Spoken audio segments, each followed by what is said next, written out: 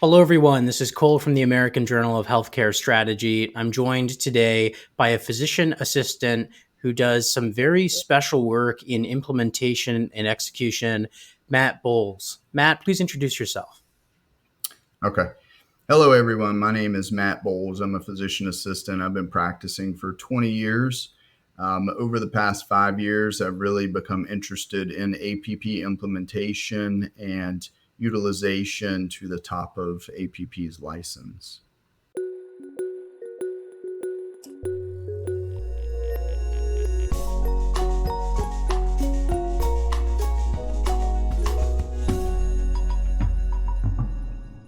Thank you so much for coming on. We know that there is a growing number of advanced practice practitioners out there. There's many of them right now. You have PAs and nurse practitioners, and there's a growing number because there's a physician shortage too at the same time. And so it's an area that we in our audience are really needing to learn about.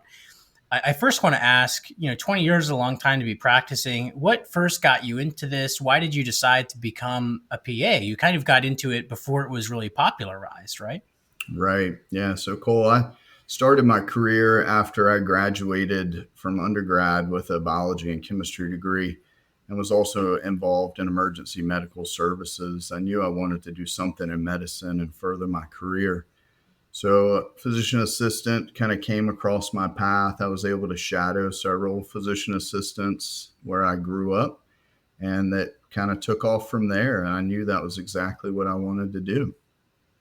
Nice, that's excellent. And what about the shadowing kind of experiences and what you saw interested you? Why did you actually want to be in healthcare at all? What drew you to it? Yeah, so healthcare was always a strong interest of mine, even growing up. But the physician assistant profession really showed me that you didn't have to go to medical school to basically practice medicine and provide care. And really, you could be utilized in some underserved communities to kind of meet the needs of those, patients. Excellent. Yeah, and it's a huge issue right now, right? The rural, I mean, medicine. Is that an area that you work in now? I think we were talking about that earlier, that you do some cardiology work in those rural areas, right? Right. Yeah. So in Southwest Virginia, I work in Salem, which is a pretty populated area, but our community spreads out even into the rural, like less populated farming communities and, really a rural practice. Wow. And so is there a shortage of physicians in your area currently? There definitely is. We have trouble recruiting really in all specialties. I work for HCA, which is a large multi specialty practice and hospital system in Southwest Virginia called Lewis Gale. And we do have trouble recruiting in certain specialties as well as primary care. And it's really created a lot of opportunities for physician assistants and nurse practitioners to kind of take up in those areas and provide the care that is needed to those patients. Because you're hiring, I think, a cardiology PA right now, right? We just hired one cardiology PA. We have several other openings for PAs and nurse practitioners, ranging from neurosurgery to general surgery to primary care to bariatric surgery. If you're a PA, then you got to start looking in in the Virginia area with HCA. That's awesome. Very interesting. And so you, I guess I want to know, how did you get into this area of implementation? And also, if you could just tell us what that means and then how you identify that as an area that you wanted to be involved with. Absolutely.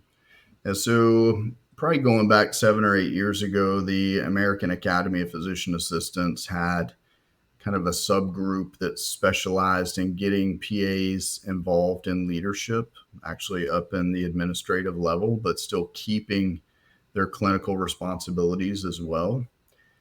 So I really became interested in that, and a couple other PAs and nurse practitioners that I was working with at the time helped us kind of develop a leadership structure within our organization. And we really took that and developed our own onboarding process and our own APP advisory council that works with our administration within Lewis Gale. And it just kind of grew from there. And we found kind of a blueprint that we developed that really became successful for creating onboarding programs for different specialty APPs. And it's just really proven to be good for recruitment and retention. Our job satisfaction is very high. So I just became very passionate about it at that point. What did the difference look like before and after? So, what was the original onboarding program, and then how did that differ from what you put into place? Yeah, so traditionally 20 years ago, you would come in, you'd get hired, you'd have your traditional orientation to the health system or the practice, depending on what size health system or practice you're working for. You learn your computer system or your charting system. And then really you get a day of shadowing or 2 days of shadowing in the practice. And then they pretty much cut you loose and you Mm. start seeing patients with supervision and collaboration with the physician that, as a PA you were working with. But, in these days, really, we've developed a program where it's almost like a mini fellowship. And it's become very successful to, bring these APPs in, whether they be new graduates or have experience, and it's kind of formed to fit them, what their situation is, what specialty they work in.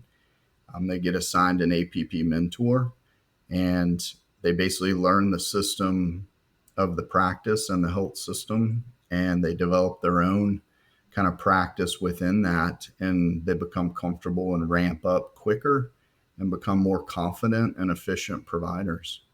Wow, so it's actually faster than the old onboarding. You may be seeing less patients, but you become more productive in Wow. the same or shorter amount of time. Wow. And then at the same time, you're saying that the staff retention has been increased. Yeah, so we've proven, and this is across the nation in, small practices and even large health systems, that if those APPs are happy and they believe that the health system has, invested in them or the practice has invested in them to help them become productive and confident providers, then they'll stay with that practice for a long time. And really, the retention rates have been great. So that's probably saving them money as well, right? Because they don't have to maybe attract them with such humongous salaries or, huge bonuses to keep them. They could just, maybe have a more reasonable salary. And then also recruitment is really expensive, right? Yeah, exactly. So, in that same note, not only are they not having to offer huge sign on bonuses necessarily, but their retention, we all know that when, a provider turns over, it can cost hundreds of thousands of dollars in lost revenue, as well as recruitment efforts and just downtime in the practice of, not being able to get patients in and get them seen. So it definitely, is a benefit to the practice or the health system to keep those APPs and retain them. So after you implemented this at HCA, right, that or the one clinic, part that you were part of, how did you said you've done this hundreds, over around 100 times since. How did it start getting to that level? We're a very large practice, so we've implemented it, hundreds of times across our area in Southwest Virginia. I've also advised practices outside of our health system, to kind of guide them and help them implement a very similar model, depending on, it can be molded to any practice size. So whether you want to employ one APP or you want to employ 50 APPs, depending on your size, we can help you, mold that to really be successful in your practice. What are some of the challenges that a lot of these practices are seeing that you've helped them to overcome? Is it, dealing with upper, leadership or administration? Is it, getting the financial approval? Yeah, so I think first it's, a lot of times it's recruitment. So Mm. knowing how to recruit appropriately and, developing some strategic plans to recruit APPs. Do you know what you need? Do you want to hire new APPs? Do you have the ability to train them and onboard them appropriately? Or do you need to, hire experienced APPs? Would that be a better fit for your practice? So I think it really depends on the situation. And so if a practice had not ever had APPs before, let's say it was, three physicians or four physicians at a family practice that had been, kind of just doing the motions for, 5, 10 years. And then now they want to expand, they want to increase their patient volume or, whatnot, take some load off the doctors. How would that situation work introducing the new PAs? Would you want to go more of the experienced route? Not necessarily. So that's a prime situation to bring an APP into the practice and utilize them appropriately. What I found is that a lot of times physicians are just not sure, or they're afraid to kind of take that jump, to hire an APP, and they don't really know what they need until we actually discuss it. Why are they afraid to do that? Is there a question of how much a APP can do? There is, and there's certainly regulations that go along with that, and you want to make sure that you're kind of following all the steps that need to be put into place, to make sure that you're meeting all the individual state regulations and scope of practice and practice guidelines. So sometimes there's definitely a lot of questions out there that need to be answered and make things flow smoothly. So you're involved with the Virginia Academy of Physician Assistants, right? You recently got elected to the board there. Yes. So I did recently get elected for the next 2 years as a director at large for the Virginia Academy of Physician Assistants. So I think that will even help get a larger scope, into the PAs in Virginia. And with that knowledge that you have, right? Because you're involved with these regulations and the legislation that's going on, are you seeing situations where the APPs that this clinic has had, right? Let's say you have a clinic, they've been using APPs for a while. Are they sometimes underutilized? Definitely. Yeah. So we've been able to really increase the utilization of some APPs within these clinics. Sometimes they're not seeing the optimal amount of our patients in the clinic, or they're being utilized incorrectly for after hours call. So you can kind of fine tune their scope and really help be more productive, but also help take more load off of some of the other providers like the physicians and other APPs in the practice. So are we seeing pretty good financial returns off of that? Do you have any idea on what the savings are or the increase in revenue is usually from implementing these individuals? Definitely. So with proper utilization, I mean, you could see, revenue in the $100,000 range, if you've got an APP that's not being utilized properly or being underutilized, and they're only seeing 5 or 6 patients a day. And then you kind of optimize that implementation or utilization. You can really see that come out and, triple fold in revenue. Why would they only be seeing 5 or 6 patients a day? What would be causing that? There's different things. Sometimes there's just kind of mismanagement. Sometimes, like I said earlier, they weren't onboarded correctly. So they just need to kind of be reoriented and, set some realistic goals and expectations within the practice and, really develop their scope of practice and try to get them to the top of their license. Well, and so I want to talk about that too. In Virginia, right, where I go to a family practice and I see a PA, how much can they do on their own, and how much, what does that look like? Because a lot of people do not understand or know what the Right. top of the license means. Yeah, so APPs, physician assistants, and nurse practitioners alike can treat you in your primary care office. The physician oversight is really just a collaboration, if needed. Typically APPs that operate at the top of their license um, use that as like a backup. So if they feel like they're, above their head, or there's an illness going on that needs to be managed better, then they can always ask questions of their collaborating physician. In the state of Virginia now, nurse practitioners can actually become independent. So after 3 years of full time practice, they can become independent in their field. There's other states that nurse practitioners, when they graduate, they're fully independent. So once they pass their boards, physician assistants right now still require collaboration with a physician. Um, but really, it is a situation where the APPs can treat those patients and really be utilized, in a way to meet the patient's needs. How many collaborators can a physician have attached to their license? So let's say I was, in my family practice, I'm getting into my late 50s, right? And or late 60s or early 60s, and I can't handle as much, as I used to.